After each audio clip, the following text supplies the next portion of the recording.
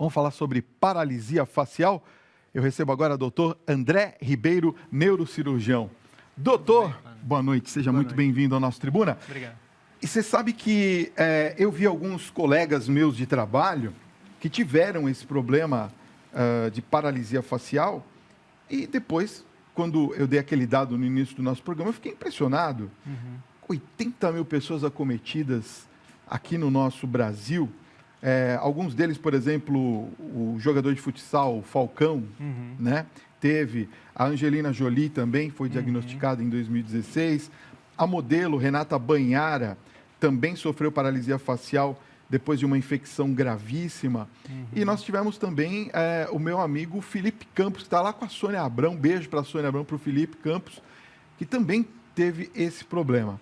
Eu queria começar perguntando: existe alguma maneira de a gente identificar que vamos ter paralisia facial?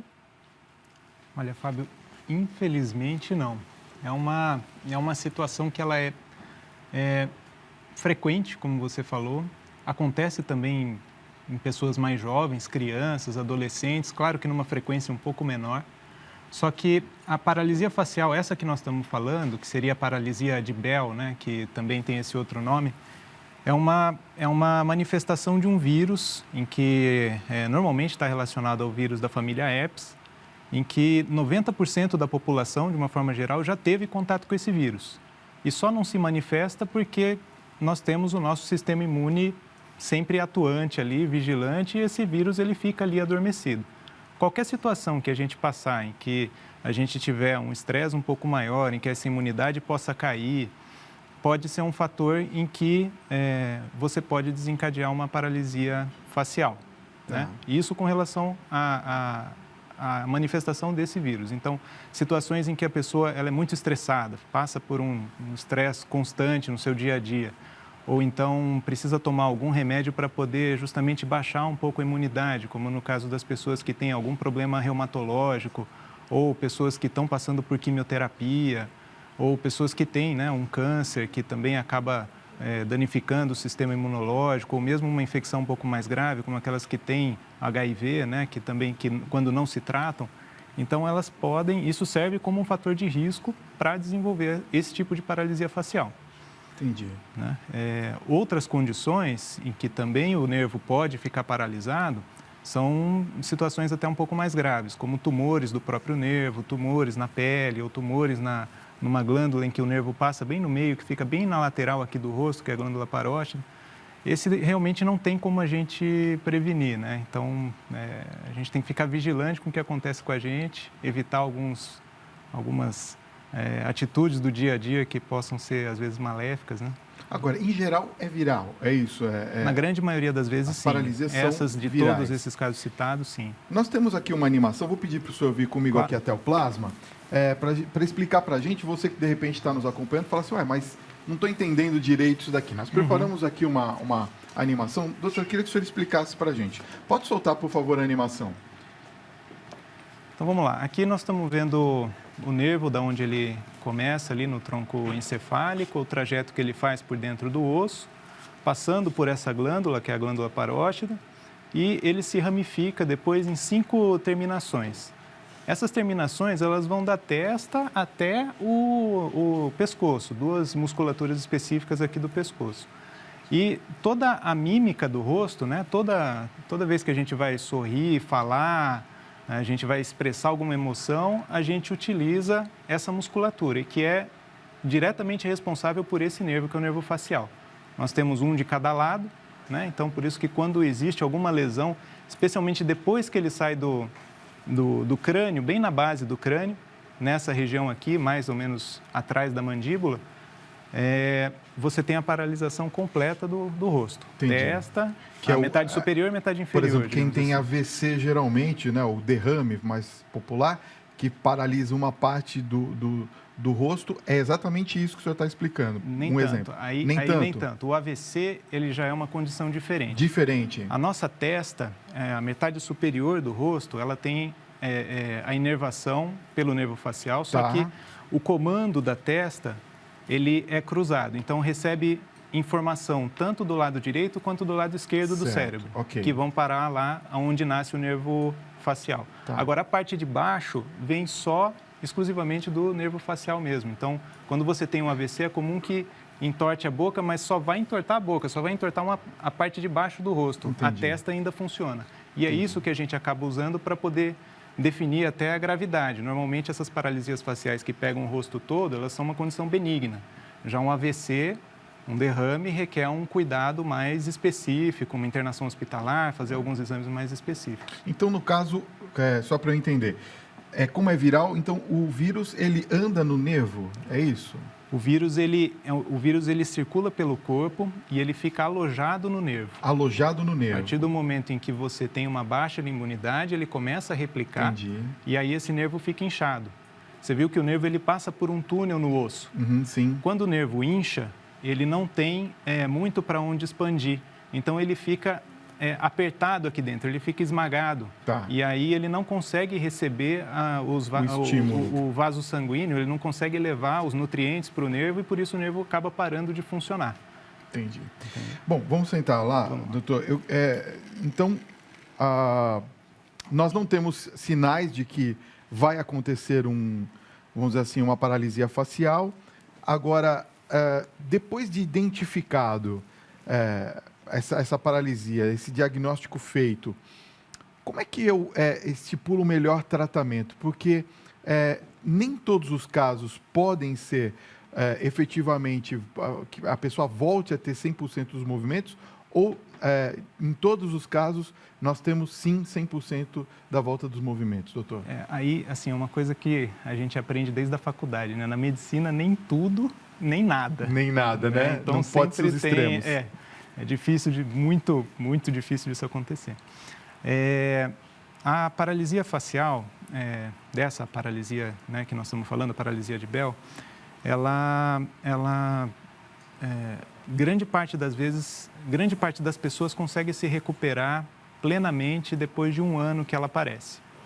A grande maioria das pessoas, e essa grande maioria eu falo de 83% dos casos aí, quando bem tratados, logo no comecinho, não apresentam qualquer tipo de sequela, né? Isso passados os primeiros 6 meses. Uhum. O tratamento, o melhor tratamento para ser feito, tem que ser feito logo nos primeiros 3 dias. As primeiras 72 horas, quando paralisa o rosto, é o momento de você entrar com corticoide, que é o que está preconizado pelo último consenso da Sociedade de Otorrinolaringologia e pela Academia de Cirurgia de Cabeça e Pescoço dos Estados Unidos. Eles recomendam entrar com corticoide para todo mundo, corticoide por 10 dias, podendo ser associado a um antiviral.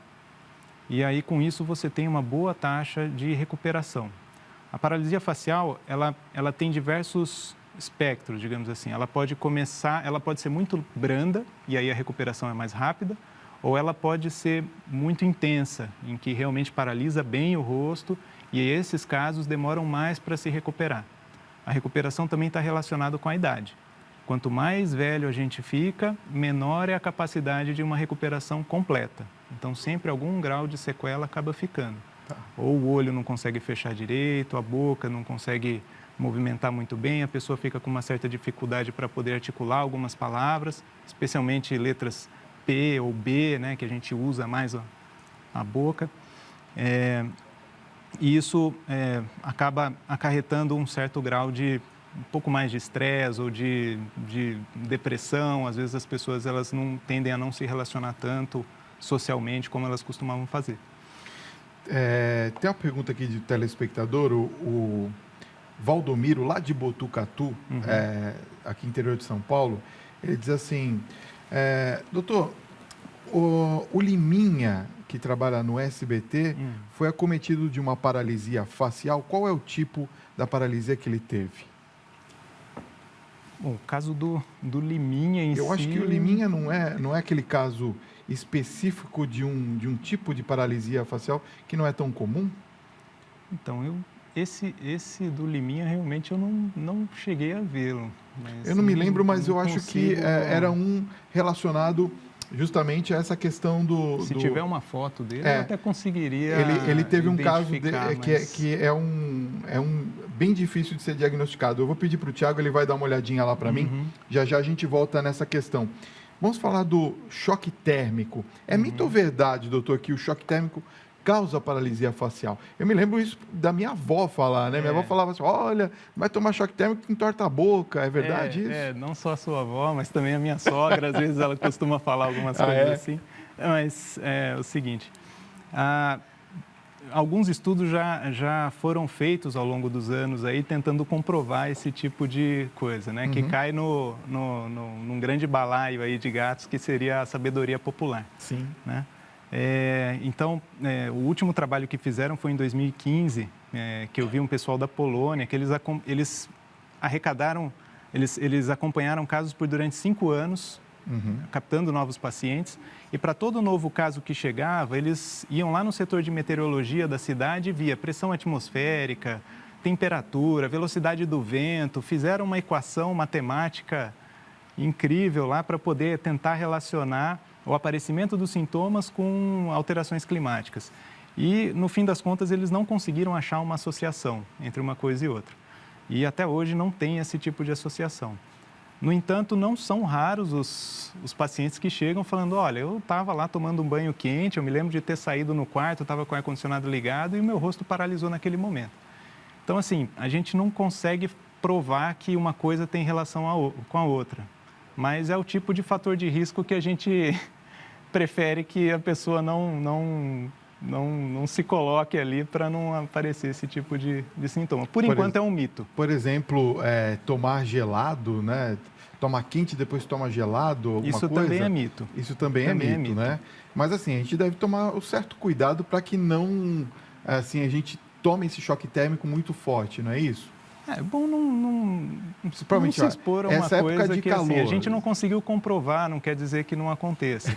Mas realmente, assim, não existe, até o presente momento, nenhum tipo de comprovação científica desse tipo de coisa para o aparecimento da paralisia facial. Certo. A Graça Alves está perguntando o seguinte, ela diz, doutor, eu tenho uma amiga que passou por uma situação de paralisia facial. Ela fez umas aplicações e agora está bem. Eu gostaria de saber se a pessoa que teve paralisia facial pode tê-la novamente. Pode. Aí, Graça, assim, como eu falei, o vírus ele se replica, ele se espalha pelo corpo. A partir do momento que você faz o tratamento, o seu sistema imunológico acaba se restabelecendo, ele volta à sua condição inicial. A gente nunca consegue destruir 100% dos vírus tomando o antiviral ou então tomando, no caso, o corticoide. A gente consegue só combater os sintomas que ele acaba proporcionando. Então, essa pessoa ela tem uma suscetibilidade, sim, de apresentar novos casos ao longo da vida. Uma vez a pessoa tendo, não quer dizer que sempre ela vai ter, mas ela já demonstrou que tem o vírus, então pode acontecer, sim, de novos episódios. O Tiago pegou ali em cima para mim, ele disse que o Liminha tem o diagnóstico de paralisia facial periférica. Tá. Então, só retomando a pergunta, por favor, qual que... Ele queria saber, nesse caso, se foi uma paralisia facial por virose. Foi. Então, muito provavelmente é desse caso que nós estamos falando. É a paralisia de Bell, então, né? Isso, a paralisia de Bell, exatamente. Bom, tem uma pergunta que está chegando aqui. Deixa eu agradecer a Graça Alves, né, que mandou para a gente, de Votuporanga, aqui em São Paulo. Um abraço a vocês de Votuporanga. Obrigado pelo carinho da audiência. Tem uma pessoa que está perguntando aqui, o Roberto, aqui do interior de São Paulo, diz assim, doutor, em um possível AVC, normalmente a face paralisada consegue voltar 100% a ficar normal? Num AVC, sim, depende do grau do AVC. Viu, Roberto? Porque dependendo da extensão do estrago, às vezes não volta 100%. O AVC ele vem junto com outras coisas. Quando entorta o rosto, normalmente vem também com uma paralisia, né? Ou com uma fraqueza muito importante de alguma metade do corpo, junto com a face que foi acometida, né? Ou com algum problema, no caso, para também falar ou sentir. Então, dependendo da extensão do AVC, pode voltar 100% sim. Só que demanda muita fisioterapia, demanda muita paciência. A gente sempre costuma esperar de 6 meses até 1 ano depois para o corpo ainda poder se recuperar. Caramba, é um tempo longo, né, É um doutor? tempo longo. Em neurologia, neurocirurgia, as coisas costumam ser bem arrastadas. Bem arrastadas. Olha, a Cecília de Arapei, São Paulo, está perguntando o seguinte: doutor, por que de vez em quando os lábios da gente dá aquela repuxadinha ou até mesmo os olhos? Isso pode ser um indício de paralisia facial? Olha o medo, hein? Aí não, aí é mais o medo mesmo. Quando a gente está sob uma situação de estresse ou alguma situação em que a ansiedade está muito aguçada, digamos assim, a gente passa a apresentar alguns movimentos autonômicos, né? A gente dá o nome disso daí de mioquimia, quando fica o lábio, vibrando, ou o lábio não, né? a córnea, Pálpebra. a pálpebra fica batendo um pouco ali, que a gente chama de blefaroespasmo, né? Isso acontece mais em situações mesmo de ansiedade. Então, a gente acaba externando esse tipo de coisa. O senhor deve ter ouvido isso demais, né, no consultório, não tem jeito. É comum. A Luzia Martins, Estônio de Salvador, Bahia, pergunta: doutora, eu estou com dormência na testa e a fonte do lado direito, eu devo me preocupar? A dormência não costuma acompanhar a paralisia facial. Tá? Ah, não? A dormência, muito raramente a pessoa sente alguma alteração de sensibilidade. Normalmente, a gente, com uma alteração de sensibilidade no rosto, a gente procura alterações no nervo trigêmeo. Tá? Que aí são 3 faixas diferentes no rosto, em que ela, no caso, ela poderia sim procurar um neurologista para poder identificar direitinho o que pode estar acontecendo no rosto aí. Ela não vai ter nenhuma alteração motora, mas a sensitiva sim. Marcelo Abiatar, de São Paulo, pergunta: doutor, eu fico o dia inteiro, e quase até sempre de madrugada, na frente do computador, porque eu sou programador, eu trabalho com sites. Eu tive paralisia facial periférica do lado esquerdo do rosto e do lado direito o olho fica muito irritado, sempre vermelho. O que pode ser? O lado que eu tive paralisia fica normal o olho. Essa pergunta é um tanto quanto capciosa, digamos assim, né? Quando a gente passa muito tempo na frente da televisão ou na frente de alguma tela, de uma forma geral, a gente tende a não piscar muito também. O estímulo luminoso, ele é muito, quando muito intenso, ou da atividade que nós estamos fazendo ali, que nos demanda muita atenção, o fato da gente não piscar muito faz com que o olho fique um pouco mais ressecado. E isso daí acaba irritando ali a mucosa que recobre o olho, né? E a pessoa acaba apresentando essa vermelhidão. Agora, com relação ao fato dele ter tido uma paralisia facial, aí, dependendo de onde foi cometido o nervo, a pessoa ela pode manter o olho com lacrimejamento, mas ela não consegue piscar normalmente. O que acontece é que assim, as pessoas, quando têm uma paralisia completa do nervo facial, ela não consegue piscar, diminui muito a produção de lágrimas naquela região, às vezes até o gosto da comida acaba ficando um pouco diferente, porque a sensibilidade de gustação também da língua acaba desaparecendo. Em situações em que você tem uma lesão que esteja não tão profunda assim, você pode preservar a capacidade de produzir as lágrimas e por isso o olho acaba não ressecando, não fica vermelho nesse ponto. Mas aí, assim, ele precisaria, no caso, passar com algum clínico para poder verificar também se às vezes não tem uma conjuntivite, às vezes, no olho que está bom, né? Se está vermelho, se está... Não sei qual que é a frequência que isso está acontecendo. Entendi. Vamos a uma pergunta agora que vem de Belo Horizonte, Minas Gerais. Um beijo carinhoso ao povo mineiro, sempre muito carinhoso aqui comigo no Tribuna Independente. Amanda Veríssimo Caldas, de Belo Horizonte, pergunta: doutor, eu fui diagnosticada com paralisia de Bell há 7 meses, mais ou menos. Eu ainda não consigo mexer o rosto, mas sinto um leve formigamento. Pode ser um sinal de melhora? Aí, Amanda, né? Isso. Já com 7 meses, se não melhorou nada, é prudente que você procure um neurologista para poder estar avaliando direitinho isso daí, ou mesmo um neurocirurgião.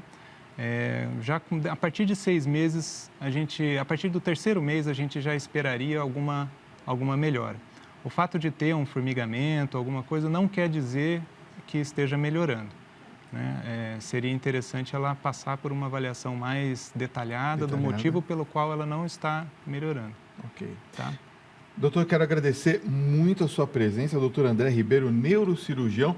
Quero deixar os contatos, Hospital Dom Alvarenga, o site é www, está aparecendo aqui no vídeo, .alvarenga.org.br, é um pouquinho diferente, tá? alvarenga.org.br. Facebook, Hospital Alvarenga, você encontra e qualquer informação você pode ter através desses contatos. Doutor, obrigado pela sua presença aqui no nosso Tribuna Independente. Obrigado pelo carinho com a gente, viu?